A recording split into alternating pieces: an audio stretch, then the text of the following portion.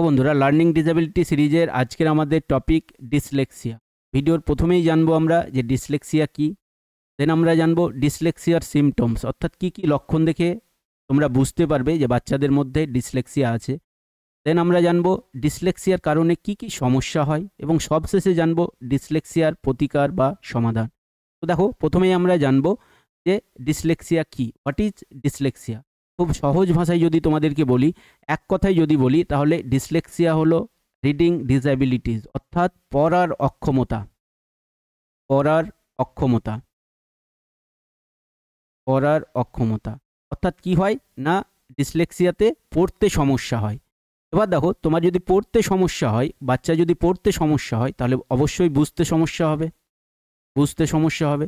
ধরো কোনো একটা বই পড়ছে, এবার ও পড়তেই পারছে না ঠিকঠাক, তার মানে কি ওই টপিকটা তো বুঝতেই পারবে না। এবার যদি বুঝতে না পারে, তাহলে বুঝতেই পারছো, বুঝতে যদি না পারে তাহলে ঠিকঠাক যে আনসার সেটাও লিখতে পারবে না।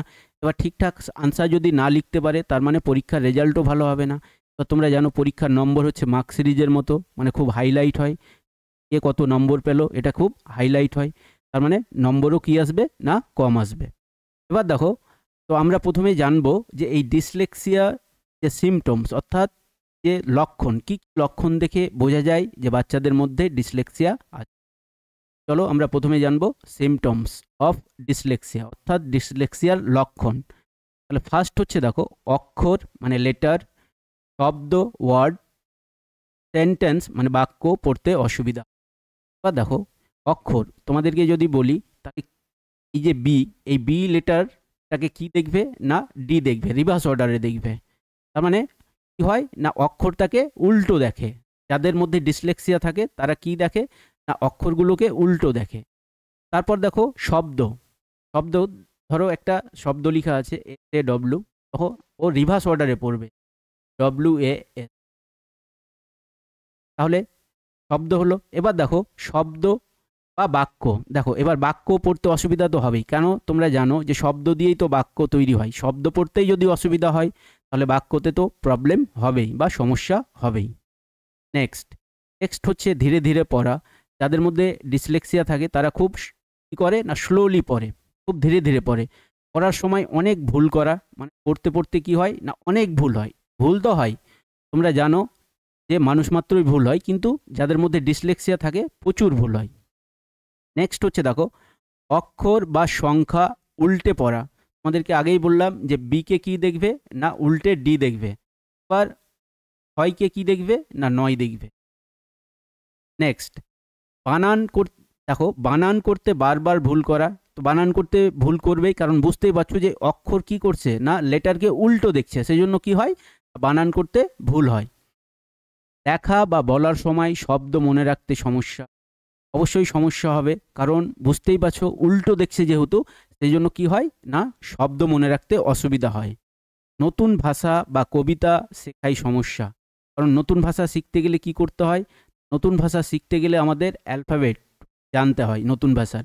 এবার দেখো, ও যেহেতু যাদের ডিসলেক্সিয়া থাকে তাদের কি সমস্যা হয়, রিভার্স অর্ডারে দেখে, উল্টো দেখে, সেই জন্য কি হয়, অ্যালফাবেট তুমি যদি ঠিকঠাক না বুঝতে পারো, তাহলে নতুন ভাষা কিন্তু, নিউ ল্যাঙ্গুয়েজ কিন্তু শিখতে পারবে না।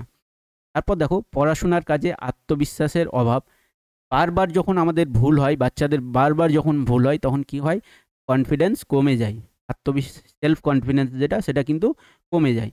কি কি লক্ষণ বললাম তোমাদের, দেখো অক্ষর, শব্দ বা বাক্য পড়তে অসুবিধা, এক্সাম্পল দিয়ে বললাম তোমাদের। ধীরে ধীরে পড়া বা পড়ার সময় অনেক ভুল করা, খুব স্লোলি পড়বে, ফ্রিকোয়েন্সি খুব কম থাকবে, এবং পড়ার সময় কি হবে না, অনেক ভুল করবে। দেখো, ভুল তো হয়, কিন্তু অনেক যদি ভুল হয় তাহলেই কিন্তু ডিসলেক্সিয়া সিমটম। নেক্সট হচ্ছে অক্ষর বা সংখ্যা উল্টে পড়া, বললাম যেরকম যে 6কে 9 দেখবে। নেক্সট বানান করতে বারবার ভুল করা।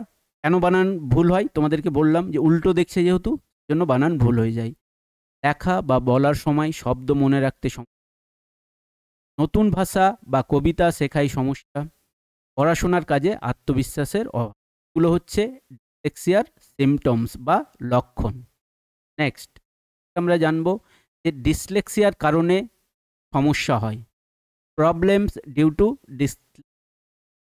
ডিসলেক্সিয়ার কারণে কি কি সমস্যা হয়। দেখো, স্কুলে পড়াশোনায় পিছিয়ে পড়া, এবার দেখো, স্কুলে পড়াশোনায় পিছিয়ে তো পড়বে। কেন তোমাদেরকে বললাম যে ডিসলেক্সিয়া হচ্ছে কি রিডিং ডিসএবিলিটিস, অর্থাৎ পড়ার অক্ষমতা। এবার পড়তেই যদি সমস্যা হয় তাহলে বুঝতে পারবে না, ফলে কি হবে, এবার রেজাল্টও ভালো আসবে না। তাহলে কি হবে না, ধীরে ধীরে কি হবে না পিছিয়ে পড়বে। তুমি জিনিসগুলো বুঝতে পারছো না, তাহলে কি হবে, তুমি ক্লাস ধরো 4 থেকে 5-এ গেলে 4-এর জিনিসগুলো তুমি বুঝতে পারলে না সাপোজ বলছি। কারণ তোমরা জানো যে একটা ক্লাসের সাথে আরেকটা ক্লাসের কি থাকে, ইন্টাররিলেটেড থাকে। একটার সাথে আরেকটা কি থাকে না, বলতে পারো একটা লিঙ্ক থাকে। এবার যদি প্রিভিয়াস ক্লাস যদি তুমি ঠিকঠাক না বুঝতে পারো, তাহলে পরের ক্লাসে গিয়ে কি হবে, তুমি পরের ক্লাসে যে পড়াগুলো সেগুলো বুঝতে পারবে না। সেই জন্য তোমার যারা পিয়ার্স বা তোমার যারা সহপাঠী তারা এগিয়ে যাবে, তুমি পিছিয়ে পড়বে। নেক্সট হচ্ছে দেখো, প্রশ্নপত্র বুঝতে বা পরীক্ষায় লিখতে দেরি হওয়া। কারণ পড়তেই যদি সমস্যা হয়, তাহলে তুমি কোয়েশ্চেন যখন পড়বে তখন কি হবে না, তুমি ভুল বুঝে নেবে। এবার ভুল বুঝলে কি করবে না, পরীক্ষায় তুমি ভুল উত্তর লিখে দেবে। এবার দেখো, প্রশ্নপত্র বুঝতেও সমস্যা হবে, কারণ তুমি রিভার্স অর্ডারে পড়ছো, এবার বুঝতে পারছো না, তাহলে লিখতেও কি হবে না, দেরি হবে তোমার। নেক্সট হচ্ছে সহপাঠী বা শিক্ষকদের ভুল বুঝাবুঝি হওয়া। তারপরে নেক্সট, আত্মসম্মান বা আত্মবিশ্বাস কমে যাওয়া। কী হবে, বারবার যখন তোমার ভুল হবে, বারবার যখন বানান ভুল হয়ে যাবে, বারবার যখন রেজাল্ট খারাপ হবে, কি হয় না, তোমার যে আত্মসম্মান বা আত্মবিশ্বাস সেটা কমে যায়।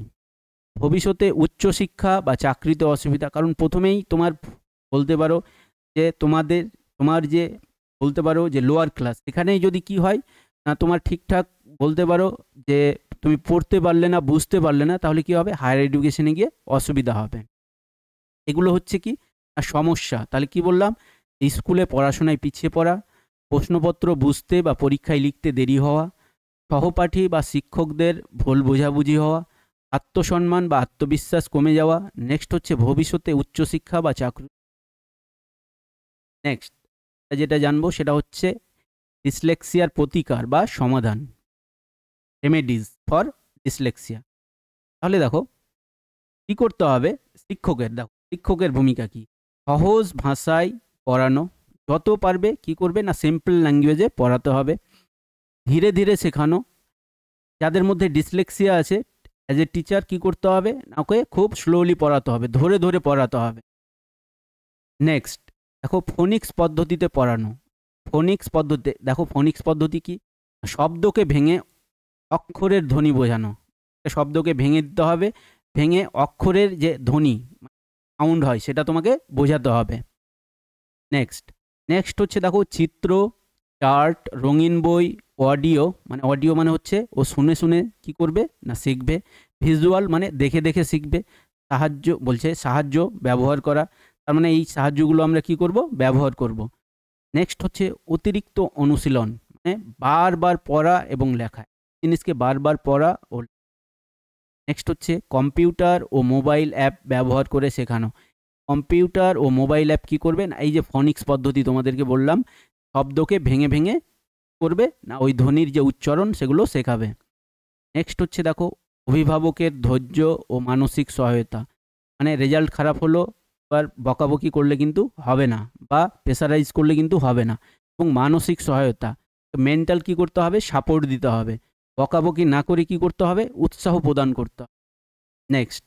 নেক্সটটা খুব ইম্পর্টেন্ট, প্রয়োজনে বিশেষজ্ঞ শিক্ষক, যেটাকে বলা হয় স্পেশাল এডুকেটর বা সাইকোলজিস্টের পরামর্শ নেওয়া। খুব যদি প্রবলেম থাকে, খুব যদি সমস্যা হবে, সাইকোলজিস্টের। আশা করি সম্পর্কিত সব কিছুই তোমরা, আশা করি তোমাদের যতগুলো ডাউট ছিল সব ক্লিয়ার হয়ে গেছে, এবং তোমাদের যে ডিসলেক্সিয়ার সম্পর্কে যতগুলো তথ্য আশা করি তোমাদেরকে দিতে পেরেছি। ভিডিওটা ভালো লাগলে লাইক করে দিবে এবং চ্যানেলটাকে subscribe. Thanks for watching this video.